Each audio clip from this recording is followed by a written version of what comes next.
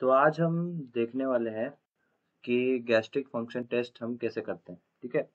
तो gastric function test देखने से पहले आप जो पिछले वीडियोस है सबको देख लीजिए, तभी आपको ये समझ में आएगा। क्योंकि मैंने पूरी एनाटॉमी मतलब जो नॉर्मल एनाटॉमी होती है स्टमक की, उसके सारे ग्लैंड्स, गैस्ट्रिक जूस के कंटेंट, उसका रेगुलेशन, सब कुछ पीछे बता चुका है। Gastric motility, gastric function test, ये सब को जब आप पढ़ लेंगे तो आपको ये टॉपिक कोई एकदम इजी टॉपिक है, गैस्ट्रिक फंक्शन टेस्ट। वैसे एग्जाम पॉइंट ऑफ व्यू उतना इम्पोर्टेंट नहीं है, लेकिन आपको समझने के लिए बुक में दिया हुआ है, और चीज़ों को समझने के लिए हम गैस्ट्रिक फंक्शन टेस्ट देखते हैं। कभी पूछ भी सकता है, ऐसे कोई हार्ड एंड फास्ट रूल नहीं है, लेकिन less importance compare to other topic जो मैंने आपको पहले बताया। तो अब देखते हैं गैस्ट्रिक फंक्शन टेस्ट में क्या होता है। तो the G G R done on primary investigate gastric acid secretion. तो ये किस लिए किया जाता है, इसको इन्वेस्टिगेशन करनी है हमको गैस्ट्रिक एसिड सेक्रेशन की। तो उसमें से पहला जो टेस्ट है वो है फ्रैक्शनल टेस्ट मील। कौन सा है पहला टेस्ट? फ्रैक्शनल टेस्ट मील। तो अब हमने क्या किया कि हमने इसको हम कैसे करेंगे, ठीक है। तो एक एक्सप्लेनेशन बनाते जाते हैं और उसको समझते जाते हैं। तो पहला मैंने क्या किया, मैंने ओवरनाइट फास्टिंग की मिनिमम 8 आवर्स। तो मैंने मिनिमम 8 आवर्स की फास्टिंग की। फिर क्या किया कि intubated inside a tube through nose, मैंने नोज के थ्रू एक ट्यूब डाली, और रेस्टिंग फ्लूइड जो मेरे स्टमक में था उसको मैनुअली सक कर लिया। मैनुअली क्या कर लिया, सक कर लिया, और wash stomach with distil water. और स्टमक किससे वॉश किया? डिस्टिल वाटर से वॉश किया। तो एक एक पॉइंट इसको दे देते हैं, मैंने ए काम किया। ए काम किया मतलब इसमें मैंने ओवरनाइट फास्टिंग की, इंक्यूबेट किया थ्रू नोज, और insert a tube through knows, और नोज के थ्रू ट्यूब डाली, और ट्यूब के थ्रू उसको किसको सक कर लिया? जो रेस्टिंग फ्लूइड था मेरे स्टमक में जो रात में था उसको सक कर लिया, और वॉश कर दिया स्टमक को विथ डिस्टिल वाटर। तो ये जो ए पॉइंट है इसमें मैंने क्या की, क्लीनिंग ऑफ क्या किया, स्टमक किया, क्लीनिंग ऑफ स्टमक किया ये वाले पॉइंट में। अब नेक्स्ट पॉइंट देखते हैं। तो इस पॉइंट में हम देख रहे हैं कि जो 400 ग्राम्स ऑफ ग्रुएल, ग्रुएल मतलब क्या होता है कि थिन स्टार्च कहते हैं। ग्रुएल किसको कहते हैं? थिन स्टार्च को कहते हैं सॉलिड। तो अब क्या किया, पहले स्टमक को खाली किया, डिस्टिल वाटर से साफ साफ किया। अब क्या किया, मैंने 400 ग्राम क्या किया, ग्रुएल को सॉलो किया, और 10 ml of gastric contents are aspirated at regular interval of 15 minute until stomach is empty. तो अब मैंने क्या किया, हर हर हर 15 मिनट पे, हर 15 मिनट पे क्या किया, मैंने स्टमक को एम्प्टी किया। और क्या खाने के बाद, 15 ग्राम्स ऑफ ग्रुएल स्टार्च खाने के बाद 10 ml ऑफ गैस्ट्रिक कंटेंट को हर एस्पायरेट किया मैंने regular interval of 15 minute until stomach is empty. तो अब तक यहाँ तक आप मेरे साथ हो। तो मैंने क्या किया, ओवरनाइट फास्ट किया, इंक्यूबेट किया उस फ्लूइड को, और रेस्टिंग फ्लूइड को मैनुअली सक किया। फिर वॉश करके स्टमक को डिस्टिल्ड वाटर से क्या किया कि 400 ग्राम ग्रुएल खाया, थिन स्टार्च कहते हैं ग्रुएल को। It is swallowed and 10 ml of gastric contents are aspirated at a regular interval of 15 minutes until stomach is empty। तो अब ये रेगुलर 15 मिनट, अब क्या मेरी फाइंडिंग हुई, ठीक है। मैंने एक एक्सपेरिमेंट किया, अब उसकी फाइंडिंग्स मुझे क्या मिली। Resting gastric contents after overnight fast are 30 ml। तो जो मैंने जो मैनुअल सक्शन सक किया था फिर वो कितना ml आया, वो 30 ml आया। This is usually free HCl called fasting secretion. तो फास्टिंग सेक्रेशन भी निकलते रहता है स्टमक में। जो सिफिलिक सेक्रेशन भी हमने देखा था, जो हमारा कौन सा नर्वस सिस्टम कंट्रोल कर रहा था, एक्सटर्नल जो CNS कंट्रोल कर रहा था, और 30 ml। Injection of gruel lower the acidity to 0 level. तो ग्रुएल को इंसर्ट इंजेक्शन करने पे क्या हुआ, एसिडिटी को क्या किया मैंने 0 लेवल पे ले आया, and then acidity slowly increases after half an hours reaches to 0.1%। तो ग्रुएल खाने से क्या फायदा हुआ, ग्रुएल खाने से ये फायदा हुआ कि उसने मेरे को जो एसिडिटी थी, जो स्टार्च था, उसने क्या किया, और ग्रुएल को क्या किया, lower the acidity level to 0। तो उसमें ग्रुएल ने क्या किया, एसिडिटी लेवल को 0 पे कर दिया। और इससे फायदा ये हो गया कि अब मैं नाप सकता हूँ कि कितने आवर्स में मेरा HCl कैसे बन रहा है। तो देन एसिडिटी स्लोली इंक्रीज हुई after half an hours reaches to 0.1%। तो कितना टाइम लग गया अब एसिड बनाने में, हम वो इस फ्रैक्शनल मिल्क टेस्ट से देख सकते हैं।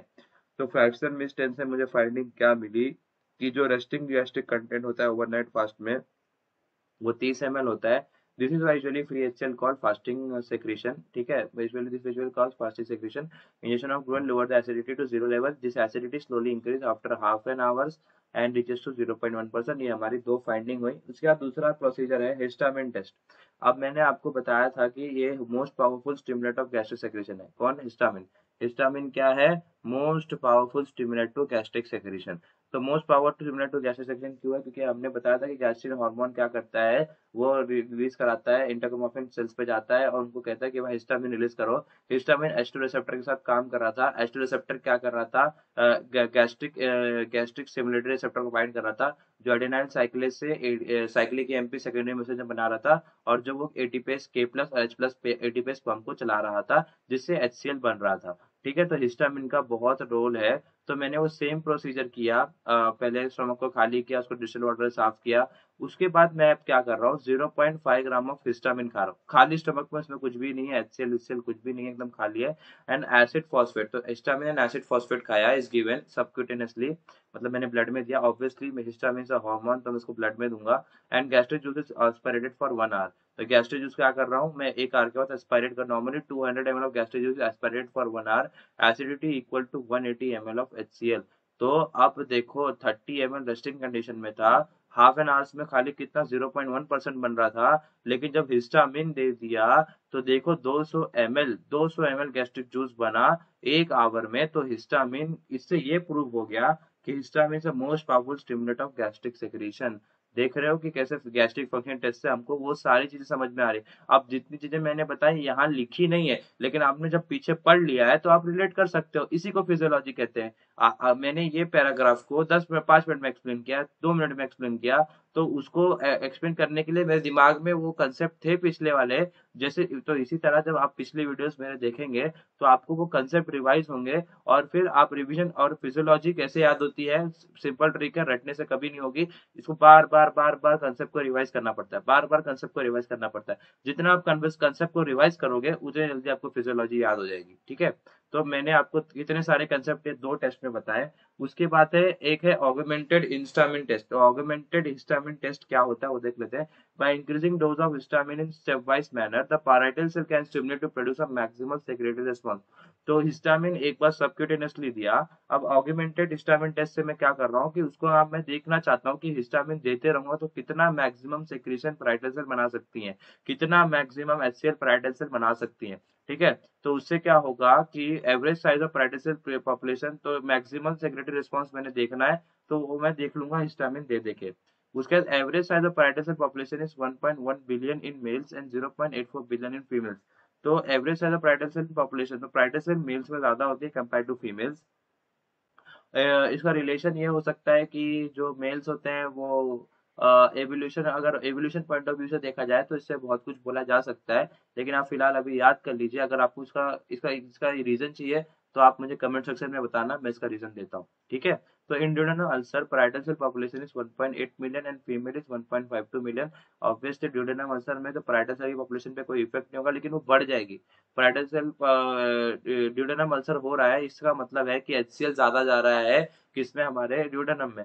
तो इससे क्या हो रहा है कि ज्यादा parietal सेल बन गए हैं, तो इससे क्या हो रहा है कि ज्यादा सेक्रेशन ऑफ HCl हो रहा है जो ड्यूडेनम में जा रहा है। गैस्ट्रिक अल्सर में parietal सेल का कम हो जाता है, parietal सेल 0.8 बिलियन हो जाता है। इरेस्पेक्टिव दोनों सेक्सेस में गैस्ट्रिक अल्सर में parietal सेल सेम हो जाते हैं। तो एक बहुत इंपॉर्टेंट कंसेप्ट यहाँ से समझ में आया कि parietal सेल गैस्ट्रिक अल्सर में सेम हो जाते हैं फीमेल और मेल में, और ड्यूडेनम अल्सर में ज्यादा हो जाते हैं मेल्स पे, और ज्यादा हो जाते हैं कंपेयर टू फीमेल्स।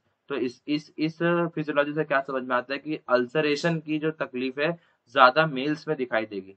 समझ में आया ना, parietal सेल मेल्स में ज्यादा है तो अल्सरेशन की तकलीफ ज्यादातर मेल्स में दिखाई देगी। इसीलिए तो हमें फिजियोलॉजी में बताया जा रहा है कि मेल्स से parietal सेल ज्यादा होती है और फीमेल से parietal सेल कम होती है। तो जब हम नॉर्मली पेशेंट्स को देखेंगे अपने लाइफ में, हम डॉक्टर्स हैं तो हम देखेंगे तो हमको ये ज्यादा दिखेगा कि मेल्स में ज्यादा हमको अल्सर्स की तकलीफ दिख रही है कंपेयर टू फीमेल। क्योंकि हमें फिजियोलॉजी से ये पता है कि फीमेल्स के पास ज्यादा गैस्ट्रिक कहते हैं parietal सेल है जो HCl बनाते हैं, वो कंपेयर टू फीमेल्स। तो ये कंसेप्ट यहाँ से रिवाइज हुआ।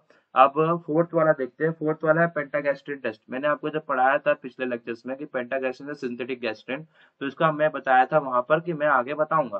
तो अभी हम वो पेंटागैस्ट्रिन को देख लेंगे कि पेंटागैस्ट्रिन टेस्ट होता क्या है। तो सेम प्रोसीजर, स्टमक को खाली किया, डिस्टिल वाटर से साफ किया। अब क्या हो रहा है कि basal resting secretion is collected over a next 1 hour by continuous aspiration.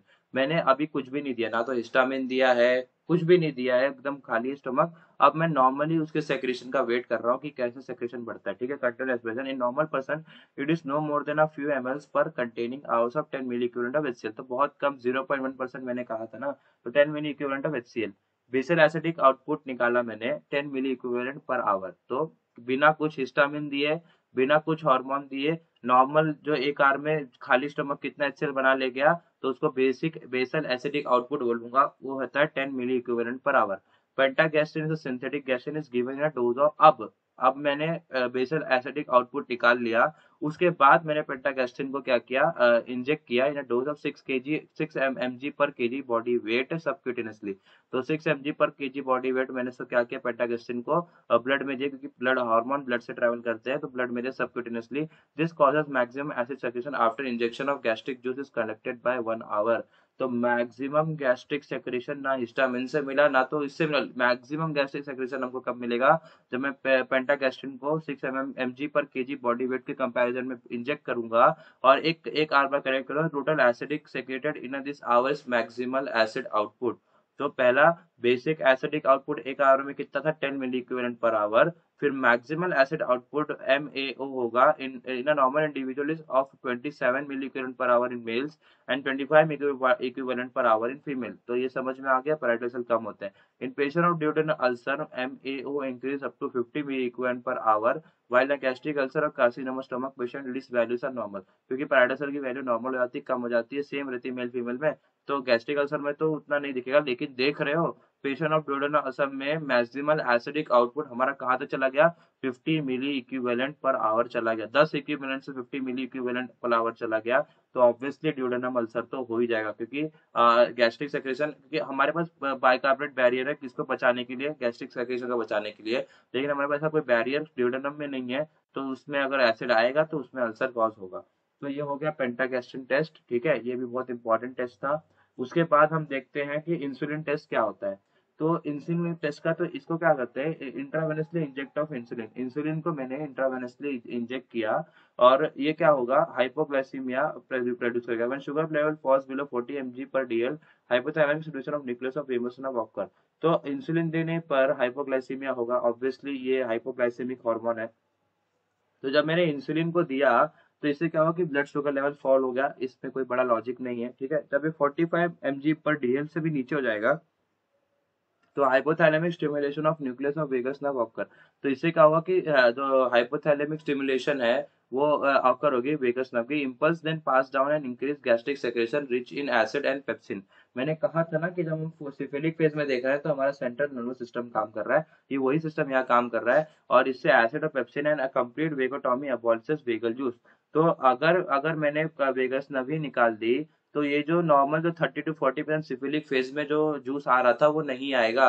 यहाँ से फिजियोलॉजी समझनी इंपॉर्टेंट है। अगर मैंने वेगोटॉमी कर दी, तो जो vagal stimulation central nervous system का था वो नहीं आएगा। 30 to 40 स्टूडेंट, मतलब फूड खाने से पहले हमारे पास एसिड नहीं होगा स्टमक में, क्योंकि वेगल स्टिमुलेशन मैंने वेगस नर्व को क्या किया है, काट दिया है। Insulin test is done to check the complete success of vagotomy operation, which is particularly performed when a patient develops a recurrent peptic ulceration। तो ये कब होता है, इंसुलिन टेस्ट हम कब करते हैं कि हम लोग चेक करना है कि वेगोटॉमी का ऑपरेशन सक्सेसफुली हुआ है कि नहीं, कि when a patient develops a recurrent peptic ulcer, जब ज्यादा अल्सर हो रहा है, अल्सरेशन हो रहा है, तो हम ये चेक करेंगे कि वेगोटॉमी सही से हुई है कि नहीं। तो कैसे चेक करेंगे, कि जब इंसान फास्टिंग कर रहा है और उसके पास वेगस नर्व नहीं है, तो उसका सिफेलिक सेक्रेशन नहीं रिलीज होगा, तो स्टमक में एसिड का कंटेंट काफी कम होगा। तो हमसे ये हम और इंसुलिन डालते हैं, हम ये चेक करेंगे, हाइपोग्लाइसीमिया करेंगे बॉडी में, तो इससे क्या होगा कि वेगस नर्व स्टिमुलेट होगी। तो इससे अगर इंसुलिन मैंने इंजेक्ट किया, तो ऐसा होना चाहिए था कि अगर वेगस नर्व होती तो बहुत सारा HCl इंटेस्टाइन में आ जाता, सॉरी स्टमक में आ जाता, लेकिन ऐसा नहीं था, स्टमक में आ जाता है HCl। तो लेकिन ऐसा हुआ, अगर अगर हुआ तो हमारा वेगोटॉमी सही से हुआ नहीं है, और अगर नहीं हुआ, तो अगर हो गया मतलब HCl कम हो गया, तो हम ये समझ जाएंगे कि हमारा वेगोटॉमी अच्छे से हुआ है। ये रिलेशन को अच्छे से समझो, बहुत इजी कंसेप्ट है, ऐसा कोई इतने हार्ड नहीं है। फिर जो उसके बाद जो टेस्ट है वो x ray of abdomen in case of perforation of gastric and duodenum ulcer. तो हम क्या करते हैं, इसको प्लेन रेडियोग्राफी कहते हैं टेक्निक को। तो एक्सरे ऑफ एब्डोमेन करते हैं in case of perforation of gastric और ड्यूडेनम अल्सर। गैस में be seen under the diaphragm usually right side if ulcer perforation. तो अल्सरेशन में क्या होगा कि डायफ्राम क्या होगा distant usually right side if ulcer perforation. Gap में बी सीन अंडर गैस सीखेगी डायफ्राम के पास इफ अल्सर परफोरेशन, तो वो गैस क्रिएट हो जाएगी। तो ये हो गया हमारा एक्सरे से चेक करना गैस्ट्रिक अल्सर को। अब जो इसके बाद वाला है बेरियम मिल, बहुत इंपॉर्टेंट कंसेप्ट है बेरियम मिल। बेरियम का कंसेप्ट मैंने आपको शायद वहां स्किप किया होगा, बेरियम के बारे में बताया नहीं कि बेरियम का काम क्या होता है।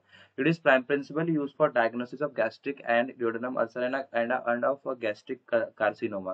तो गैस्ट्रिक अल्सर, ड्यूडेनम अल्सर और गैस्ट्रिक कार्सिनोमा, ये सबको ठीक करने में हमारी मदद कर रहा है बेरियम। तो barium meal is a radiographic investigation which patient swallows a suspension of radiopaque barium sulfate which is a passage is observed by X-ray on the inflorescence। तो ये बेसिकली रेडियो एक्टिव टेक्निक है और हम x ray और fluorescence से ये देख रहे हैं कि बेरियम सल्फेट कहाँ कहाँ जा रहा है स्टमक में और इंटेस्टाइन और ड्यूडेनम में।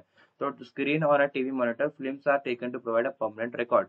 तो फाइंडिंग्स क्या मिलती है, जैसे कि गैस्ट्रिक अल्सर कब होगा, गैस्ट्रिक अल्सर कब क्लेम करेंगे हम लोग, तो बेरियम फील्ड अल्सर क्रेटर दिखाई देंगे।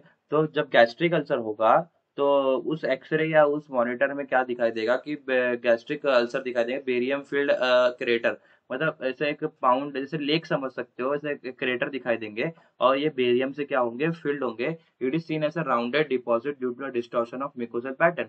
तो यहाँ पर क्या होता है, जब गैस्ट्रिक अल्सर होता है तो जो म्यूकोसल पैटर्न है वो चेंज होता है, म्यूकोसल में खड्डे विड्डे आ जाते हैं, अल्सरेशन होता है, परफोरेशन हो जाता है। तो उसमें बेरियम क्या होता है, एक्यूमुलेट हो जाएगा, तो बेरियम क्रेटर बन जाता है। तो जब हम बेरियम क्रेटर को देखेंगे तो हमको ये समझ में आएगा, बेरियम फील्ड अल्सर क्रेटर को, तो हम ये समझ आएंगे कि गैस्ट्रिक अल्सर हुआ है। अब ड्यूडेनम अल्सर में क्या होता है, no definite ulcer crater is seen and duodenum cap is deform. तो डिफाइनेट अल्सर क्रेटर अब भाई डिओडेनम में हुआ है, तो अल्सर क्रेटर हमको इसमें क्यों दिखेगा, अल्सर क्रेटर नहीं दिखेगा डिओडेनम अल्सर में। तो अल्सर क्रेटर हमको किस में दिखाई देता है, गैस्ट्रिक अल्सर में दिखाई देगा। और डिओडेनम कैप इज डिफॉर्म, तो डिओडेनम कैप जो होती है, जो जो एचसीएल स्पिंटर ही बोल सकते हैं, वो क्या डिफॉर्म हो गई है, तो एचसीएल ज्यादा आ रहा है, तो इसको डिओडेनम अल्सर कहेंगे। Gastric carcinoma, filling defect in the barium filled organ due to tumour growth. तो अब कार्सिनोमा में क्या होगा कि जो ग्रोथ है वो आउट ग्रोथ होगी, किसकी आउट ग्रोथ होगी, सारे सेल्स की। तो अब इसमें तो क्रेटर का सवाल ही नहीं आता, क्रेटर खड्डे में होगा। और यहाँ पर क्या है, यहाँ पे तो आउट ग्रोथ हुई है। तो इसमें क्या होगा कि filling defect in a barium filled organ due to tumour organ, तो जिसमें बेरियम फील्ड हो रहा था उसमें बेरियम हमको नॉर्मली दिखेगा नहीं। तो हमने तीनों को ऐसा चेक कर लिया बेरियम मील टेस्ट से कि गैस्ट्रिक अल्सर में बेरियम फील्ड अल्सर क्रेटर दिखाई देंगे, ड्यूडेनम में no definite ulcer crater is seen, और फीलिंग डिफेक्ट दिखाई देगा barium filled organ due to tumour growth, tumour growth से दिखाई देगा। और इससे हम लोग टेस्ट कर सकते हैं बेरियम मिल टेस्ट से पूरा। उसके बाद एक और कंसेप्ट है estimation of blood and urine pepsinogen. तो intrinsic factor is measured by immunological assay. तो इंट्रिंसिक फैक्टर को भी हम मेजर कर सकते हैं, इंट्रिंसिक फैक्टर सेक्रेशन चेक कर रहे हैं। तो intrinsic factor is measured by immunological assay, it is decrease due to big gastric ulcer and malignancy of stomach. तो या तो स्टमक में ट्यूमर हो जाए या कैंसर हो जाए या बिग गैस्ट्रिक अल्सर हो जाए तो इंट्रिंसिक फैक्टर नहीं रिलीज होगा।